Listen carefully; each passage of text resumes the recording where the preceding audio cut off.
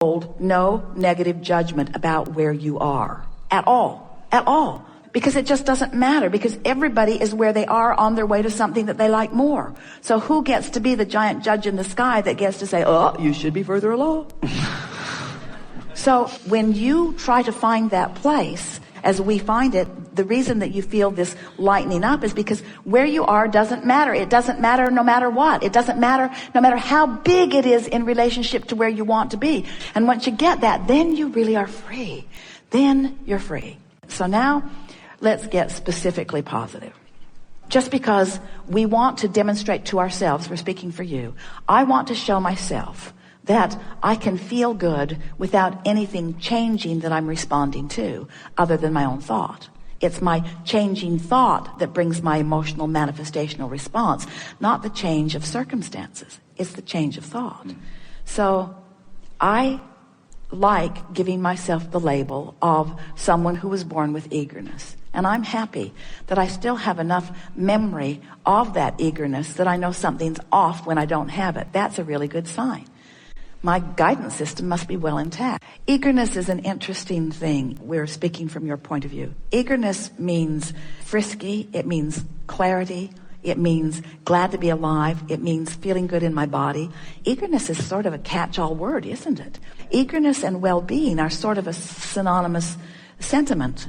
I want to be eager about life, which means I want to be up and ready for it. I want to be Johnny on the spot. I want to be at a clear place of rendezvousing. I want to be alive and ready. I want to be good at comebacks. I want to be really quick at conversation.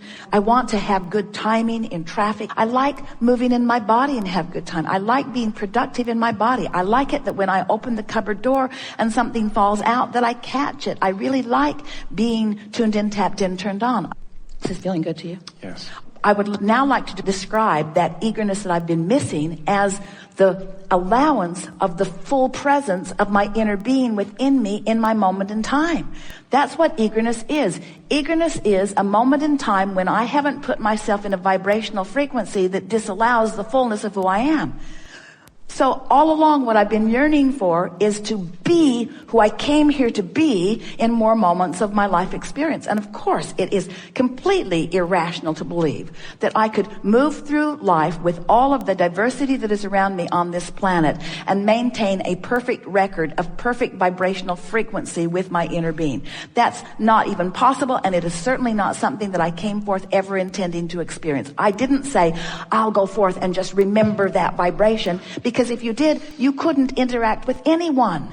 You couldn't have a conversation with anyone. You couldn't watch TV, never watch CNN. You couldn't be even in this world if that was the standard or the goal that you had set. But you didn't set that goal. You didn't say, I'll be non-physical energy in a physical body. If that had been your intention to stay in that high frequency, you would not have directed yourself into this environment where there would be contrast that would give you new desires. So the eagerness that you're looking for is to get your eyes off the floorboard and begin looking toward who you really are, or that which you've become. The what isness will always cripple you. It will take you to your knees, because what is never, ever, ever even comes close to who you really are, no matter how good what is. You see? No matter how good what is, there is very little eagerness in what is. It's just not there. What is old news. Eagerness is the new stuff that's coming. That feeling of eagerness, it's recognizing that through life I have become more, that the source part of me is already being it, and knowing that I get to move toward it eternally. That is the definition of eagerness. Understanding that I will always be in any moment in time, whether I'm physical or non-physical focused, because it is the same, although more dramatized in physical. In any moment in time, I will always be less in this moment than I am becoming, and that is the promise of life. Because if you could be all that you are right now, then what?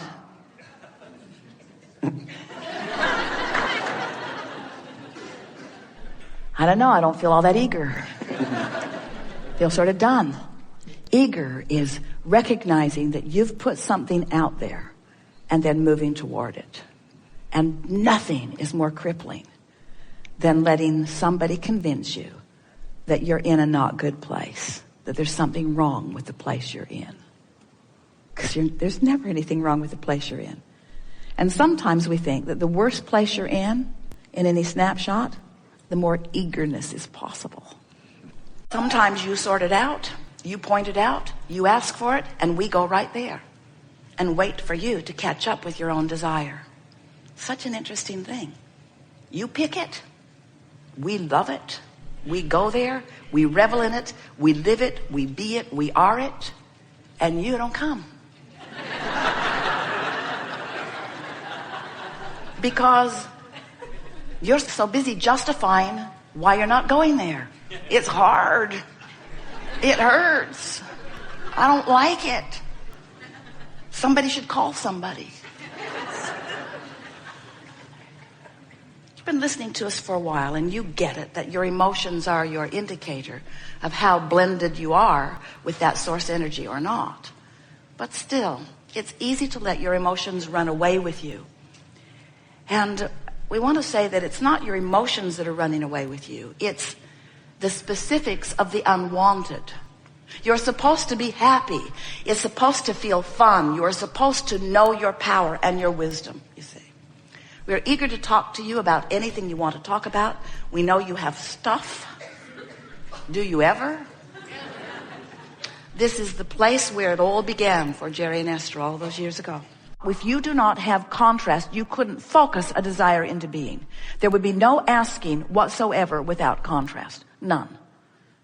And yet it's what humans are trying to get rid of. Let's get rid of all of the contrast so we can just be happy. Because if I could just be happy, then I could just be in the vortex. And we say, yes, of course, but the contrast is what's causing you to ask. Step one is ask.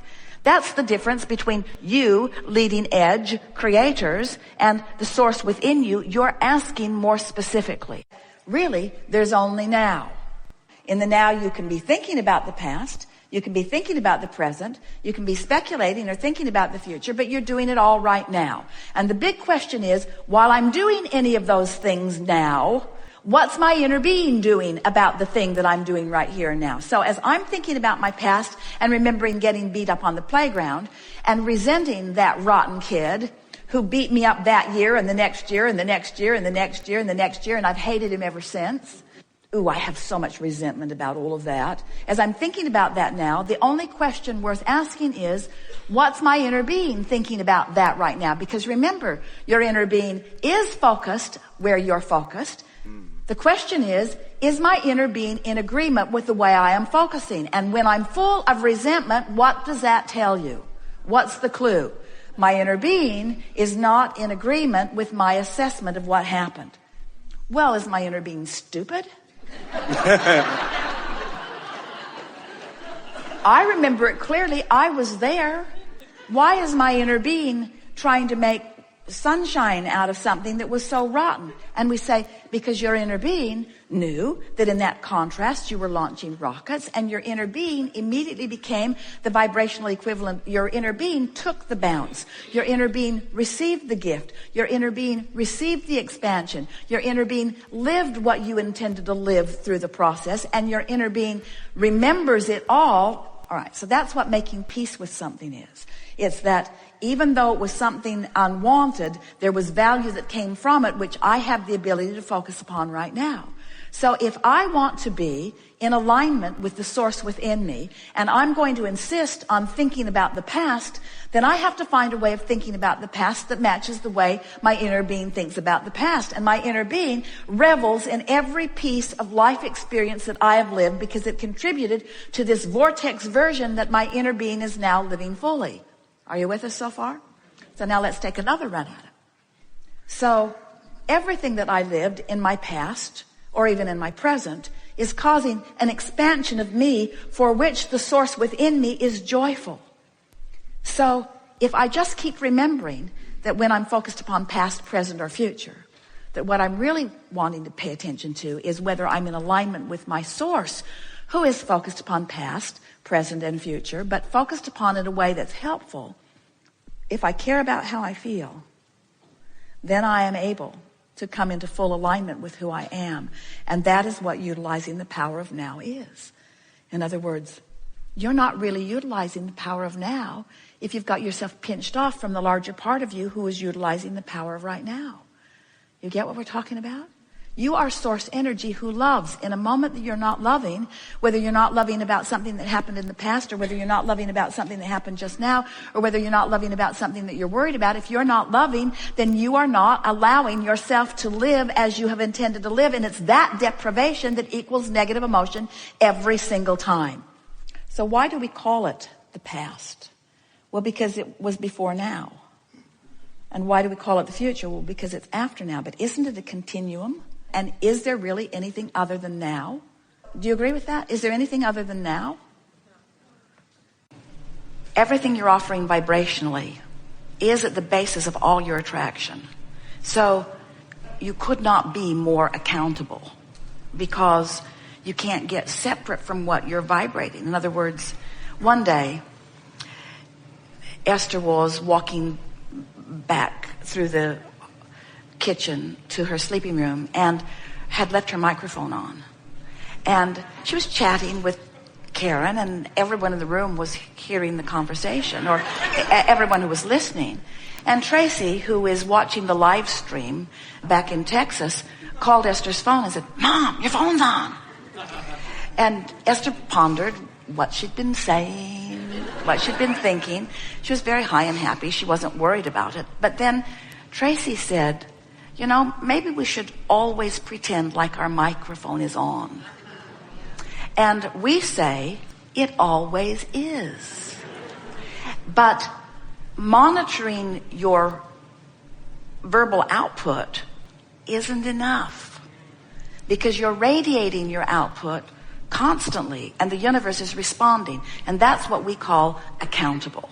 In other words, you just can't not do that. Now, we know what you're talking about in a slightly different context. You're saying, if you say you're going to do something, do it. And if you make a commitment to be on time, then be on time and be accountable. But we would like to put a law-based conceptual slant on this by saying to you, if we were standing in your physical shoes, we would be accountable to one thing and one thing only, and that would be our alignment with our source.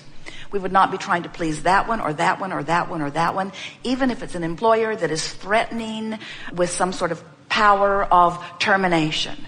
Because in the long run, if you are always true to who you are, which means you're always choosing the uplifting thought, you're always reaching for the feeling of alignment, that is a form of accountability that will serve you so well that any other form of accountability is irrelevant. And why is that so? Because all through life, you've been saying, don't like that better, don't like that better. The moment someone was rude to you, you put something very opposite of that in your vortex. When someone didn't believe in you, you put something very opposite of that in your vortex. When someone was mean to somebody else, you put something very different than that in your vortex. In other words, you have created a version of life that the source within you is resonating with and holding in vibrational resonance. You can count on that accountability. You can count on the source within you never deviating from that. Here's the way it works. Life has caused you to already launch your rocket of desire. Whether you are consciously speaking about it or not, there is a collection of all that you want that is spinning vibrationally and attracting. And when you become a match to that, then the manifestation must occur. What trips most people up is that in the wanting of something that they don't have, their awareness of not having it is too significant a part of the mix. So when they think of what they want, what they're really focused upon is the absence of it. So it just holds them there, you see. That's why we're trying to convince you to let the manifestation that you're looking for be the one that you can redeem right now. Be the one that you can get right now. That you want the manifestation of the feeling. So in a very direct answer to your question, we would say the manifestation that we would be seeking constantly, if we were standing in your physical shoes, would be the manifestation of a really good feeling emotion, whether it's one of interest or one of fun or one of love or one of appreciation or one of passion. We'd be looking for that feeling. That would be the goal that we would set. Step one is ask, and the contrast causes you to ask and ask and ask. Step two is source becomes the vibrational equivalent of what you've asked for. Source just doesn't answer, source becomes the answer. And it's right there flowing to you and through you. So then you must become a vibrational match to what you've asked for.